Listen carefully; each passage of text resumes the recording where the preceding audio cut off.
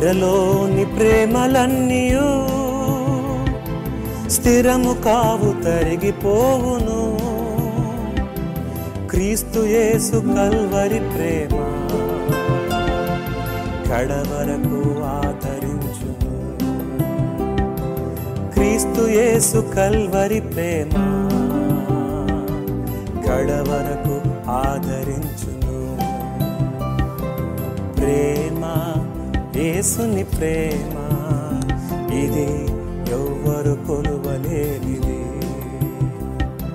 ప్రేమ యేసుని ప్రేమ ఇది ఎవ్వరు కొలువలేనిది. మొట్టమొదటిగా ఆయన మనలను ప్రేమించి అనే మాట మనం చూస్తున్నాం. దేవుని ప్రేమకు లోకములో ఉన్న ప్రేమకు చాలా వ్యత్యాసం ఉంది. దేవుడు మనల్ని ప్రేమించేటప్పుడు షరతు లేని ప్రేమ ఆయన మనకు చూపిస్తున్నాడు. కానీ మనుషుల ప్రేమను మనం చూస్తే వారి ప్రేమల్లో ఏదో మన నుండి ఆశించి వారి ప్రేమను అందిస్తారు. లోకంలో ఉన్న ప్రతి ప్రేమ బదులాశించే ప్రేమగా మనం చూస్తాం. అయితే దేవుని ప్రేమ బదులాశించని ప్రేమ.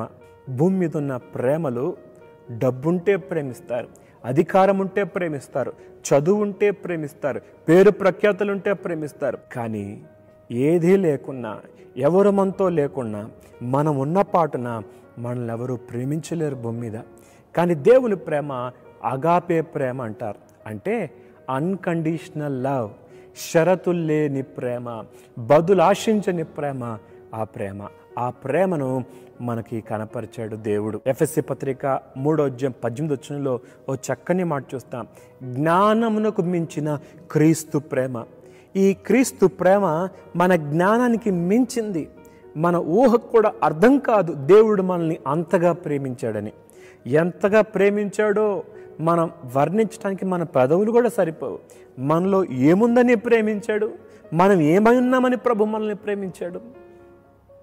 మనం పాపము బట్టి చచ్చిన వారిగా ఉన్నాం, మనం పాపం బట్టి దేవునికి దూరస్తులుగా ఉన్నాం, శత్రువులుగా ఉన్నాం, బలహీనులుగా ఉన్నాం. ఇలాంటి దౌర్భాగ్య స్థితిలో ఉన్న మనల్ని ప్రభు ప్రేమించాడండి. ఆ ప్రేమను కొలతలేని ప్రేమగా చూస్తాం.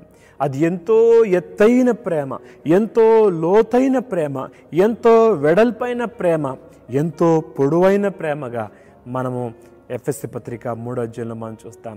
అవునండి, ఒక భక్తుడు ఇలా చెప్తున్నాడు, దేవుని ప్రేమ ఎంత వెడల్పు అంటే యోహాను సువార్త 3:16 చదివితే మనకు అర్థమవుతుంది.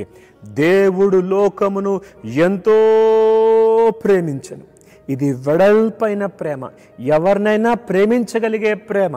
ఆ ప్రేమలో సంకుచితం లేదు. ఆ ప్రేమ అందరినీ హక్కును చేర్చుకునేది ఆ గొప్ప ప్రేమ. ఆ తర్వాత ఆ ప్రేమ పొడుగైన ప్రేమ. అంటే ఇర్మియా గ్రంథం 33:3 మనం చూస్తాం. శాశ్వతమైన ప్రేమతో నేను నిన్ను ప్రేమిస్తున్నాను అన్నాడు దేవుడు. అంతేకాదు బైబిల్ గ్రంథంలో లోతైన ప్రేమ. ఎంత దుర్మార్గుణ్ణైనా ప్రభు ప్రేమించగలడు. ఫిలిప్పీ పత్రిక 2:7 మనుషుని పోలికగా పుట్టి దాసుని స్వరూపమును ధరించుకొని తన్ను తాను రిక్తునిగా చేసుకొనెను. మరియు ఆయన ఆకారమందు మనుషుడిగా కనబడి మరణం పొందినంతగా, అనగా శిలువ మరణం పొందినంతగా విధేయత చూపిన వాడే తను తాను తగ్గించుకొనెను. ఇందులో దేవుని ప్రేమ ఎంత లోతుందో మనకు అర్థమవుతుంది. మహోన్నతుడైన దేవుడు దాసుని స్వరూపం ధరించుకొని రిక్తునిగా నీ కొరకు ఆయన తగ్గించుకున్నాడు. అంతేకాదు దేవుని ప్రేమ ఎంతో ఎత్తైనది.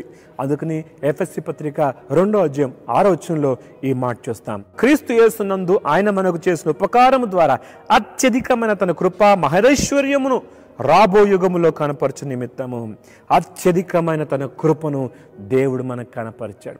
ఇది ఎత్తైనది, దీన్ని మనం కొలవలేమండి. ఇది కొలవలేని గొప్ప ప్రేమ. ఈ ప్రేమ మనకు అర్థం కావాలంటే సిలువ యొద్దకు వస్తే మనకు అర్థమవుతుంది. ఆ సిలువలో దేవుని సంపూర్ణమైన ప్రేమ ప్రత్యక్షపరచబడింది. దేవుని ఉన్నతమైన ప్రేమ ప్రత్యక్షపరచబడినట్లుగా మనం గమనించగలం. దేవుడి మాటలు దించినగాక ప్రార్థన చేద్దాం. మహోన్నతుడకు దేవా, నీవు మమ్మల్ని ప్రేమించావు, మా కొరకు ప్రాణం పెట్టావు, రక్తము చిందించావు, మాకు ఇచ్చిన రక్షణ, విడుదల, విమోచన, పాపక్షమాపణ బట్టి వందనాలు. నీ ప్రేమ హద్దు లేనిది. ఈ గొప్ప ప్రేమను, అగాపే ప్రేమను మాకు చూపించి మాకు ఇచ్చిన రక్షణ, విడుదల, విమోచన, పాపక్షమాపణ బట్టి స్తుతులు చెల్లిస్తూ యేసు నామములో స్తుతులు సమర్పిస్తున్నాం తండ్రి. ఆమేన్.